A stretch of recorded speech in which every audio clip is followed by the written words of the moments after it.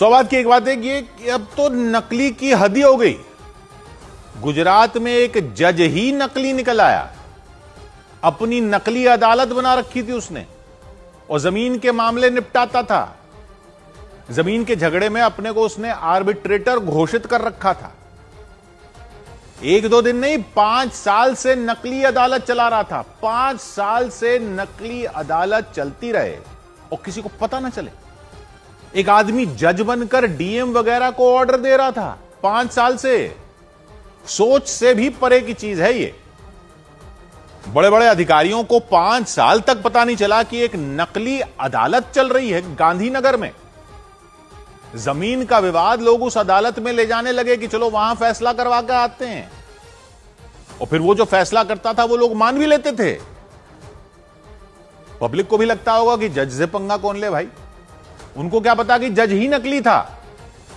लोग तो किसी गाड़ी पर जज का स्टिकर लगा देखकर ही डर जाते हैं और गाड़ी को साइड दे देते हैं।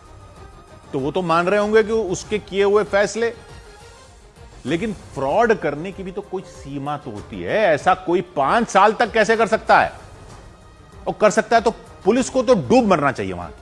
ये पुलिस है जिसके इलाके में कोई नकली अदालत खोलकर बैठ जाए और 5 साल तक फैसले सुनाता रहे नकली जज बनकर। वो पुलिस पब्लिक की रक्षा करेगी? पहले अपनी तो रक्षा कर लो। चौराहे पर रेड लाइट क्रॉसिंग पर गाड़ी आधा फुट आगे खड़ी हो तो स्टॉप लाइन से, तो घर पर चालान भेज देते हो, और पूरी की पूरी नकली अदालत नहीं दिखी आपको? 5 साल तक नहीं दिखी। वो तो एक जमीन पर फ्रॉड जज साहब ने जो फैसला सुनाया, उस जमीन के मालिक ने फैसला नहीं माना तो वो सिविल कोर्ट में चला गया। वहां सिविल कोर्ट में उसने कहा कि ये आर्बिट्रेटर की अदालत में गए थे, उधर जज ने जो फैसला दिया है वो हमें मंजूर नहीं। तो सिविल कोर्ट के रजिस्ट्रार ने बोला, भाई कौन सा आर्बिट्रेटर, कौन सी अदालत, कौन सा जज है जिसने आपकी जमीन पर फैसला दे दिया जो आप मान नहीं रहे हो? तब जाकर पता चला कि भाई ये तो पूरी अदालत ही नकली चल रही थी। असल में आर्बिट्रेशन में क्या होता है कि विवाद वाली दोनों पार्टियां मध्यस्थता के लिए जाती हैं, और यह तय होता है कि भाई आर्बिट्रेशन वाला जज जो भी फैसला सुनाएगा वो दोनों को मानना होगा, क्योंकि पहले से लिख कर देते हैं कि ये दोनों मानेंगे, इसलिए बाद में फैसले पर कोई सवाल उठाता नहीं था। ऐसे 5 साल निकल गए। नकली जज ने तमाम जमीनें इधर से उधर कर दी। ये तो एक अब जाकर कोई आया जो सिविल कोर्ट चला गया, तब जाकर पता चला ये क्या हो रहा था। लेकिन बाकी भी तो कोई विभाग होते होंगे ना, पुलिस भी तो है, किसी को पता नहीं चला।